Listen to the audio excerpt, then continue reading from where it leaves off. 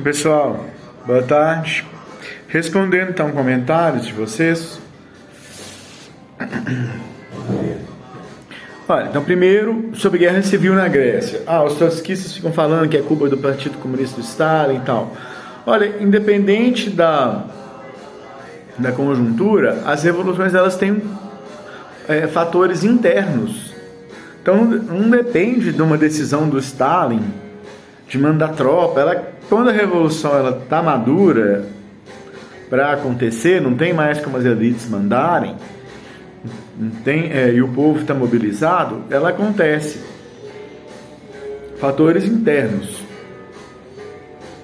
Então, os trotskistas ficam com essa chatice, né? Então, aí você me perguntaram sobre Pachucanes. Olha, o pouco que eu vi, eu pretendo voltar a essa questão do Pachucanes. Ele teorizou que no socialismo o Estado deveria enfraquecer e as leis também deveriam enfraquecer. Só que ele estava com uma vertente próxima ao trotskismo, a quem interessava o enfraquecimento de leis, né? Então, eu juntei aí as coisas. Pareceu-me isso, ele estava cobrando o definhamento, o fim do Estado no socialismo, Pachucanes. Vou voltar a isso então. Então não era a posição marxista-leninista, porque não é logo depois da Revolução que o Estado vai diminuindo, né? Tem a primeira fase da ditadura do proletariado.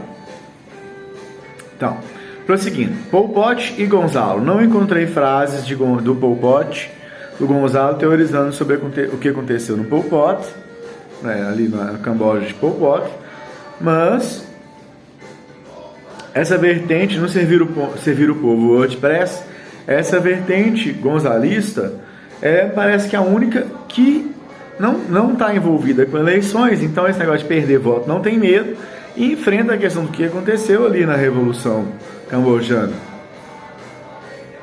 E que seguiu esse comunismo de linha chinesa e que tem acertos, velho.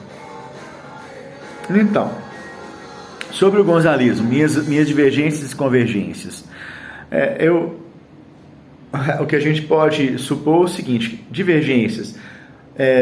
Porque o líder estava na cidade ali naquela conjuntura dos anos 90? Porque eu acho que o líder deveria ficar nas montanhas. Ele estava na cidade escondido. Parece ter sido um pouco de extrema confiança de que a revolução ia acontecer, né? Foi um pouco de excesso de autoconfiança. Parece-me que o próprio gonzalismo não tem só a ideia de aplicar o marxismo às condições peruanas. Pretende ser realmente a quarta espada do marxismo-leninismo, não é? Então, primeira espada Marx e Engels, segunda Lenin, terceira Mao, quarta gonzalismo. Então pretende ser uma quarta etapa do marxismo. Eu acho bom o Gonzalo que ele resolve problemas. Então tá aí o camarada Ian Neves curtindo o Rocha e a Albânia de Enver Hoxha, que realmente tem teorizações interessantes e tal. Mas o que a gente pode sintetizar que é o rojaísmo? Revisionismo. Você vê ele na prática, ele levou o PCdoB ali dos anos 70, que tinha feito a Guerra Popular, que era a guerrilha do Araguaia, para esse toleiro eleitoral que está hoje. Então, é descaminho o rojaísmo, é revisionismo. O Gonzalo ele resolve problemas para a gente, né? Coisas que a gente tem dúvida, ele resolve. Então, vocês me perguntaram a posição de Mao sobre Chile, USA e Filipinas. Olha, eu acho que a China estava numa conjuntura em que as tropas soviéticas, ali em 69, chegaram à fronteira deles, né, ameaçando uma invasão. E aí eles tomaram esse caminho, que era uma reaproximação com o Ocidente, porque o Ocidente não estava tão ameaçador. Não é? Com o Chile, eles já tinham relações diplomáticas, eles continuaram tendo, e o voto do Chile foi importante para reconhecimento da República Popular da China pela ONU, em 74, por aí, nos anos 70. Eu acho que essa relação com essa aí começou ali no início dos anos 70, devido à situação crítica que estava a China economicamente, precisava desenvolver as forças produtivas, mas aí ficou essa relação, a partir de 78 o capitalismo se desenvolveu ali, aí ficou essa relação entre dois imperialismos, né? Que é uma relação tensa, que ela é de aproximação e repulsa, e há sempre um choque, que ali tem a questão que a China ela não está unificada. Ela ainda está como igual a Alemanha Ocidental, a Alemanha Oriental, a Coreia do Sul e do Norte, porque ela tem a China nacionalista, que é Taiwan, não é? Que está enfraquecida hoje, mas a gente viu a importância aí, quando começou a guerra da Rússia, a China testou um pouco a possibilidade dela entrar em Taiwan, viu que é tenso, porque tem uma produção muito grande de chips, né, do mundo inteiro. Filipinas. As Filipinas, parece-me assim que nos anos 60, o Mao ajudou a implantar ali um grupo, né, que apoiou o grupo ali internamente para começar uma guerra popular, e essa guerra popular nunca acabou. Ela tem uma tradição que vem da guerra de independência contra a Espanha e depois contra os Estados Unidos. Guerra nas montanhas, guerra ali de guerrilhas. Então, a coisa funcionou, e tem um líder, um teórico, José Maria Sison, né? Morreu agora na Holanda. Interessante. Então aqui, zapatismo. O zapatismo foi bem importante para mim, nos anos 90. Parecia assim que quando o marxismo estava derrotado, esse pequeno grupo, depois de um longo prazo ali dos anos 60 e 70, que eles já tinham um acúmulo, eles pegaram em armas, mas é mais para proteger o povo originário, junto com esse povo originário. Mas foi mais um gesto simbólico, sabe? E hoje eles ficaram no impasse, eles viraram meio que uma ONG ali, uma ONG armada ali, lá no estado de Chiapas. Mas desde o início, os atos da guerrilha eram mais simbólicos. E o próprio subcomandante Marcos parece que tentou assumir um não culto da personalidade. Ele só usava touca ninja, só aparecia aqui do rosto, só os olhos, e ele sempre falava em nome de um coletivo. Então eles estavam bem influenciados, acreditando que Stalin e Mao faziam culto da personalidade do jeito que a direita fala, que os liberais falam. Eu acho que ali existiam problemas teóricos, mas mesmo assim foi um gesto. O Zapata ele não era marxista, né? Eles estavam radicalizando ali as ideias do Zapata. Então eu soube que hoje está igual ao MST, tá assim, viraram agricultores orgânicos. Então, o Jason Unruh tem um texto sobre o Bombawerk, que Bombawerk tentou refutar a mais-valia do Marx, dizer que não há exploração e tal. O Jason Unruh tem um livro sobre isso, eu já peguei, mas assim, não sei explicar em linhas gerais isso. Eu vou preparar um vídeo sobre isso. Então, eu nunca ouvi falar no suicídio de Pol Pot. Agora, Pol Pot nunca foi preso, ele estava na zona rural ali. O Partido Comunista do Camboja, ele nunca deixou de existir esses anos todos. Então, ele, com o passar do tempo, principalmente depois da morte do Camboja, ele passou a ser apenas mais uma organização tipo PCdoB, eleitoral, ligada ao Estado, nada revolucionária. E a morte de Pol Pot marcou isso, né? Também, essa degeneração do partido. Mas o partido ele existe, ele governa regiões tipo Pailin. Então, devido a uma parte da população cambojana ainda se sentir ligada a esse partido, não houve a forma deles julgarem o Pol Pot. Ele morreu sem ser julgado, tipo exilado no próprio país ali, uma região de selva, foragido, né, mais ou menos. Embora ele recebesse entrevistadores, né, tem na internet gente que entrevistou. Aí tem essa história da prisão de Tuol Sleng, massacre de Bachuk, Bom, olha, tem uma disputa de explicações sobre essa guerra entre Vietnã e Camboja.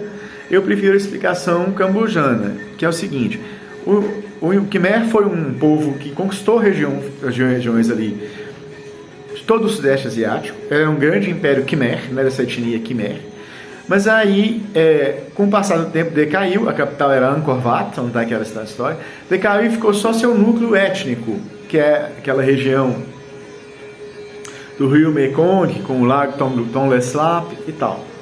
Ficou só isso. E mesmo a região etnicamente Khmer, o Vietnã conquistou. Então eles reconquistaram ali, quando o Vietnã do Sul caiu. O Camboja reuniu forças e reconquistou alguns distritos onde os cambojanos étnicos são maioria e os vietnamistas minoria. Só que aí os vietnamistas não aceitaram um acordo de paz e houve até então depois invasão do Camboja pelo Vietnã com apoio da União Soviética e o bloco socialista imperialista, que a gente fala, socialista de boca, imperialista de fato. Criou uma enorme crise humanitária que o Vietnã até hoje parece que ele tenta amenizar. Então, teve um comentário bacana sobre o fetichismo da mercadoria, reafirmando as posições dos trotskistas, né? E negando radicalmente a mim, até me insultando. Então, quando começa um insulto, os argumentos acabam. Então, eu acho o seguinte: a ideia principal nessa argumentação era que, assim, a nossa sociedade não produz arroz para matar a fome, ela produz arroz para fazer trocas. E que o valor de troca é esse além que a mercadoria tem. Mas olha, o Marx mesmo, ele fala inclusive nos rituais espíritas, estava em voga na sua época, em que a cadeira rodava, tipo a brincadeira do copo, que o copo mexia sozinho. E ele zoa ali, ele tira um sarro de que isso é uma mente que vê a mercadoria, seja a cadeira, seja o copo, de uma forma mágico-religiosa.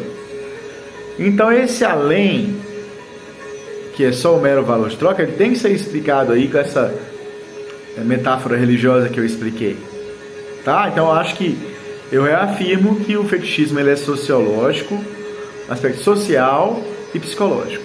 Eu acho que por aí é mais interessante a gente analisar. Tem quem estava argumentando que o capitalismo começou com a fase mercantilista. Não. Eu vi o que é o capitalismo burocrático no Peru, Davi para Macau, aqui.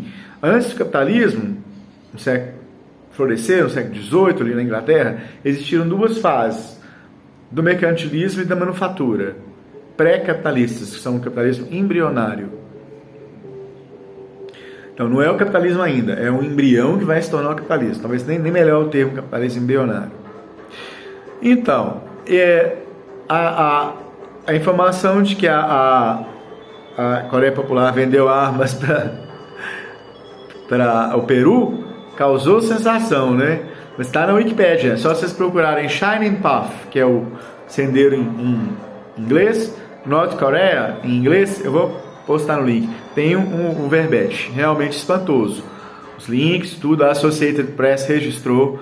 A história foi assim: no tempo do Alan Garcia, a Coreia vendeu fuzis AK-47, acho que 1000 fuzis, para o exército peruano. Fuzis de origem soviética, que a Coreia vendeu. Coreia do Norte. Aí, em retaliação, o sendeiro atacou a embaixada da Coreia do Norte e deixou 2 feridos. Atacou também as embaixadas da China e da União Soviética. Nessa mesma época, sim, isso foi mais ou menos 78. Não sei se foi mais ou menos 78. Não. Isso aí foi Alan Garcia, foi 86. Em 78 foi o episódio que eu registrei, eu comentei em outro vídeo, respondendo ao Rui Pimenta, que foi o seguinte. Rui Pimenta fala, parece que ele leu uma nota do New York Times, a nota falava na disputa entre 2 facções maoístas. Não, o sendeiro, quando ele começou, lá por volta de 81, ele pegou cães vadios ali de Lima e enforcou mesmo, colocou a cara do Deng Xiaoping. Deng Xiaoping, traidor. O perro é o traidor em espanhol ali. Então, foi um gesto que chamou a atenção do mundo, né? Porque foi na cidade inteira, os cachorros de rua mortos com placas com o nome de Deng Xiaoping pendurados aos postes. Então, virou notícia no mundo inteiro, causou comoção. Até hoje é lembrado, eu li um artigo na Granta sobre isso, a revista de literatura. Tem fotos, são marcantes, né? E foi uma forma do Sendeiro Luminoso mostrar que ele não considerava o Deng Xiaoping maoísta e sim um traidor. Então não foi briga entre duas facções maoístas, como o Rui Pimenta do PCO falou. Então, aí a metafísica e o marxismo. A metafísica, ela é um conceito que dá muito pano para a manga na filosofia. A tendência que ficou lá na Grécia a metafísica era o que não pode ser captado pelos sentidos. Então, Deus, você não sente o cheiro de Deus, então Deus é metafísico. Seria uma outra disciplina, a física você capta com os seus sentidos. Você vê a descarga de energia elétrica, um fenômeno físico, um raio. Não é? Então, já Deus era uma discussão que não passava pelos sentidos. Então, por exemplo, a beleza em si você não pega na mão da beleza. Ela existe num corpo, ela existe numa obra. Ela em si, metafísica. Não é? A beleza você não encontra na rua e pega na mão dela. Agora, tem um vídeo que eu indico aí do rapaz do Marxismo Bárbaro, chama A Metafísica Marxista. Não acho um bom título. Eu acho que a tradição... Aí tem essa questão que vocês vão falar do marxismo ontológico. Essa vertente lucasiana de marxismo ocidental, ela... Lá na ontologia do ser social... Há quem diga, né, igual esse rapaz do Marxismo Bárbaro, que o Lukács fez uma metafísica marxista. Mas eu acho que, para a tradição marxista, metafísica é idealismo. É sobrepor a ideia aos fatos. Não é uma ideia que está na minha cabeça aos fatos, à matéria. Entendeu? É idealismo, é suportar crenças contra a ciência, né, uma falsa consciência contra o espírito científico. Então, assim, a metafísica, para a tradição marxista, ela é religião no sentido de invenção humana, na qual você investe e ela te domina. Metafísica, na tradição marxista, é pejorativa. Na tradição filosófica, realmente ficou bastante pejorativo. Você ser metafísico do outro. Mas a tradição anglo-saxônica analítica considera a filosofia continental ali da Alemanha, da França, literatura. Não é exata, não fala de lógica nem filosofia da linguagem. Metafísica. Entendeu? Então, você é metafísico, você é sempre metafísico de alguém. Então, aí eu creio que eu pretendo voltar a isso. Vocês vão falar de um vídeo de um professor falando de marxismo e metafísica. Agora, eu vi assim, as pessoas, esse professor atacava Ian Neves, Tiago Santinelli. Eu tenho a seguinte política para mim: eu vou sempre indicar, por exemplo, o cara do Marxismo Bárbaro é um trotskista ligado ao PSTU, desse canal Marxismo Bárbaro, que fala, tem vídeo de marxismo e filosofia. Eu divido da versão trotskista, da vertente trotskista, acho Trotsky errôneo, autor ruim, não erra muito, mas esse vídeo toca em pontos importantes. O que a gente discute o que é ontologicamente o mundo? Matéria em movimento, o universo. O que é esse? O que existe? Matéria em movimento. O que é o ser para o marxista? Matéria que se move. Parece simples, mas assim, o rapaz lá tem outras pontuações legais, no orgânico e no inorgânico. Então procurem, né, marxismo e metafísica marxista, canal Marxismo Bárbaro. E aí do professor eu achei que simplesmente um professor aí que vocês postaram, ele quer usar a religiosidade para dar uma forcinha para o capitalismo que ele está desmoronando. Isso não, gente. Estado laico, cada um na sua religião, vamos respeitar todas, não é?